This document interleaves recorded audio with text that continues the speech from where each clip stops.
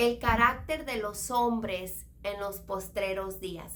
Creo que estamos en un tiempo donde estamos observando allá afuera el carácter de los hombres en los últimos días. Aquí observando en la palabra de Dios en segunda de Timoteo capítulo 3 versículo 2, Pablo le hablaba a Timoteo y le escribía en esta carta y le explicaba cuál iba a ser el carácter de los hombres en los postreros días o en los últimos días. Y yo creo, en lo que yo he venido observando, es que ya se está manifestando ese carácter en el cual hablaba Pablo que iba a ser en los hombres en los postreros días, donde la fe iba a irse debilitando porque la maldad iba a ir aumentando. Y vamos a leer aquí un poco en la carta segunda de Timoteo capítulo 3 versículo 2, dice así: porque habrá hombres amadores de sí mismos, o sea que se iban a poner a ellos y su deleite iba a ser en ellos mismos.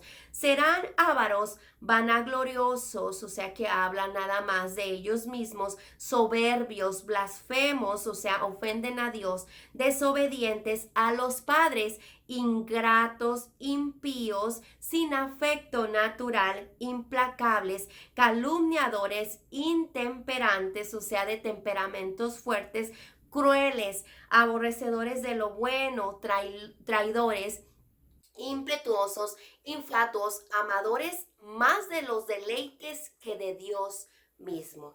Aquí Pablo le hablaba a Timoteo y le explicaba que ese sería el carácter de los hombres en los últimos días, y si observamos allá afuera se está cumpliendo todo eso. Pero lo que me llamaba mucho la atención de Timoteo aquí, cuando Pablo le escribía esta carta, él le decía algo muy importante al comenzar. Dice: pero persiste tú en lo que has aprendido, porque has sido persuadido de quien lo has aprendido, y conoce que desde tu niñez has aprendido las sagradas escrituras. Esto está en segunda de Timoteo capítulo 3 versículo 14 en adelante. Aquí vamos a encontrar un joven. Timoteo en esta carta tenía 16 a 17 años de edad y era un joven que en medio de una nación o en medio de un pueblo rebelde donde la maldad aumentaba,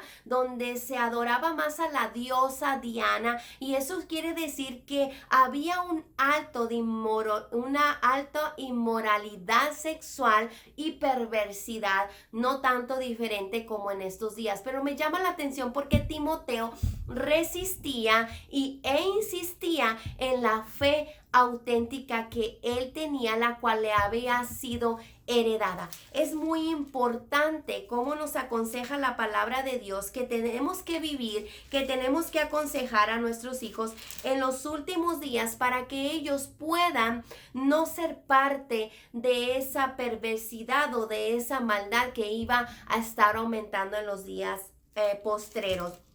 Aquí en la carta de Timoteo, en segunda de Timoteo capítulo 1 versículo 5, aquí explica por qué Timoteo resistía esa maldad e insistía en la fe que le fue heredada. Aquí Pablo le menciona a Timoteo, dice: trayendo a la memoria la fe no fingida que hay en ti, la cual habitó primero en tu abuela Loida y después en tu madre Eunice, y estoy seguro que ahora habita en ti. Aquí Pablo le estaba diciendo a Timoteo que él tenía una fe no fingida, lo cual me hizo pensar que Pablo se refería que existe una fe fingida y existe una fe auténtica. La fe auténtica es una fe, y era la fe que tenía Timoteo, la cual lo hacía resistir a la perversidad y a la maldad que había allá afuera. Pero aquí nos enseña que esa fe fue heredada y fue instruida desde la niñez. O sea que Timoteo fue un joven que fue crecido en la palabra de Dios, fue crecido en una fe auténtica. Ponga mucho la atención y ahora les voy a explicar la diferencia de una fe auténtica y una fe fingida. La fe auténtica es una fe que es basada en la palabra de Dios y en las escrituras. En un hogar donde existe y se camina en una fe auténtica, es un hogar donde se le habla la palabra de Dios, se instruye a los hijos en la palabra de Dios, pero sobre todo en esa fe auténtica los padres la viven, la caminan y la demuestran. Donde hay una fe auténtica es cuando tú le hablas a tus hijos, pero tú estás viviendo y caminando y ellos te están observando que te mueves en esa fe. En una fe auténtica, primeramente tú tienes el temor de Dios porque vives y caminas en las escrituras. En una fe auténtica tú tienes el temor de Dios y tu vida la basas y tus decisiones las basas conforme a la escritura, que es la palabra de Dios. En una fe auténtica, tu temor proveniente es de Dios y no de los hombres. Quiere decir que si tú caminas y vives una fe auténtica, tú la practicas y serás la misma persona y tu esencia será la misma cuando estás con tus amigos, cuando estás en el trabajo y cuando estás en tu casa o en la iglesia. Los que te rodean observarán que tú vives y crees y tu temor es primeramente con Dios, así que tu comportamiento será basado en la palabra de Dios y tú serás el mismo donde quiera que andes. Lo que no sucede en una fe fingida. Cuando hay una fe fingida, estas personas son diferentes en la iglesia, practican otra cosa delante de sus amigos y son otra cosa en su hogar. En una fe fingida no existe el temor a Dios, sino quieren quedar bien con el hombre o fingen delante de los hombres. Su temor es primeramente